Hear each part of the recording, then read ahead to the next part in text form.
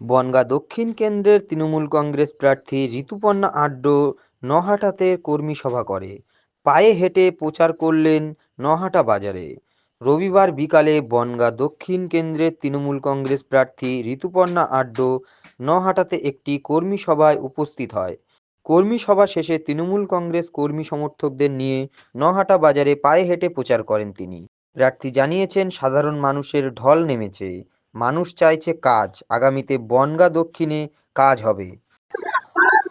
আপনারা দেখতেই পাচ্ছেন জনজোয়ার বইছে, মানুষ আমার সাথে আছে এবং বিশেষ করে মহিলা এবং ইয়ং জেনারেশনরা সবাই খুব আবেগ।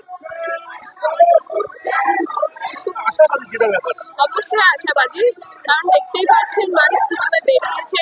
নটায় কালকেই আমাদের বিজেপি প্রার্থী সৌরভ মজুমদার মিছিল করেছিল। মিছিল তো না, ওটা মনে হচ্ছিল মর্নিং ওয়াকে হাঁটছিল 4-5 জন নিয়ে। আর আজকে আমি বেরিয়েছি, দেখতেই পাচ্ছেন মানুষ কিভাবে আগ্রহীভাবে বেরিয়েছে।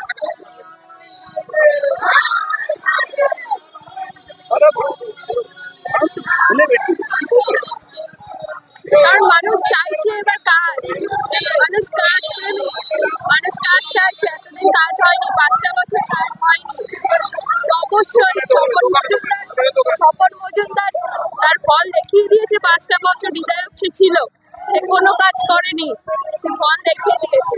তো মানুষ চাইছে নতুন প্রার্থীকে একবার সুযোগ দিতে, সেই জন্য মানুষ আছে আমার সাথে।